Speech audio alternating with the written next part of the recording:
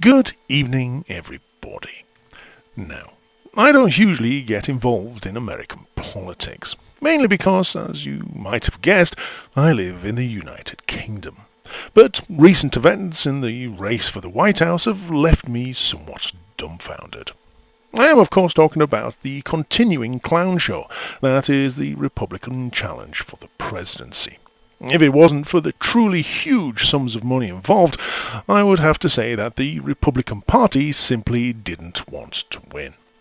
Earlier on in the year, we were treated to the jaw-dropping spectacle of the Republican primaries, where the assembled candidates battled to demonstrate who was the most insane and inhuman megalomaniac. That was the furthest out of touch with reality.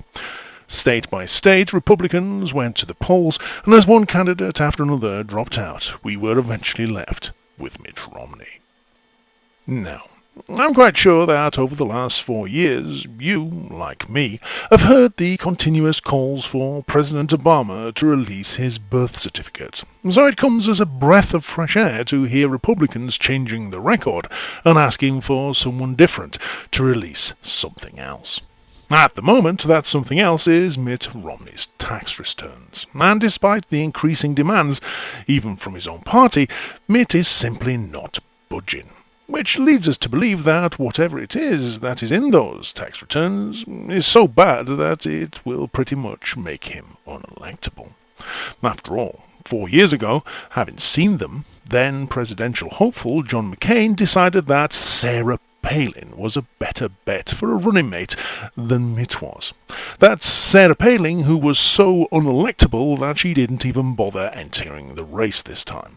So, because it must be that bad, and Mitt is adamant that he isn't telling, it's up to us to imagine for ourselves just what it could be.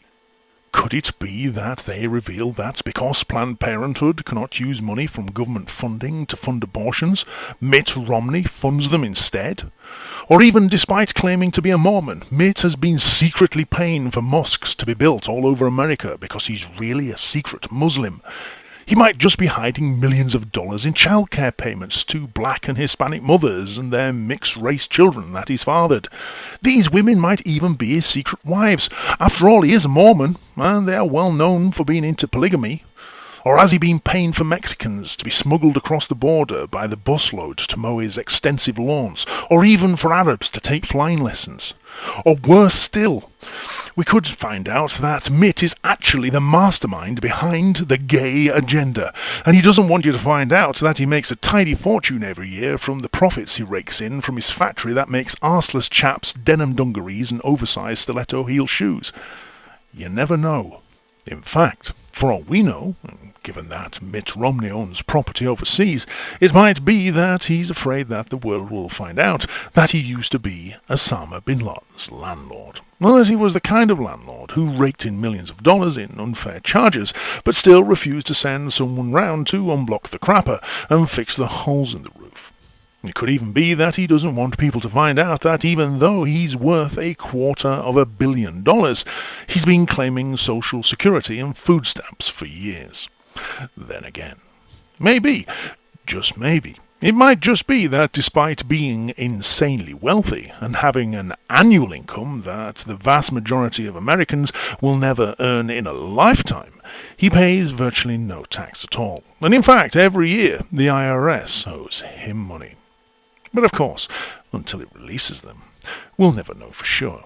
And although he is the presumptive Republican nominee, I don't think that he becomes the actual nominee until the delegates cast their votes at the Republican National Convention in Tampa in Florida at the end of August.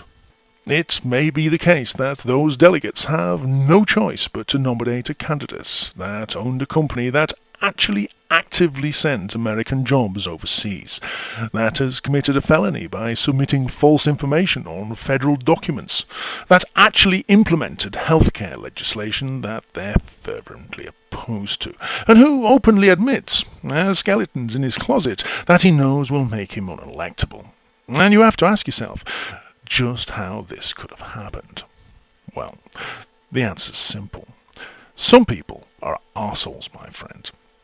Of course, my little list of things that Mitt Romney could be hiding by not releasing his tax returns is by no way exhaustive.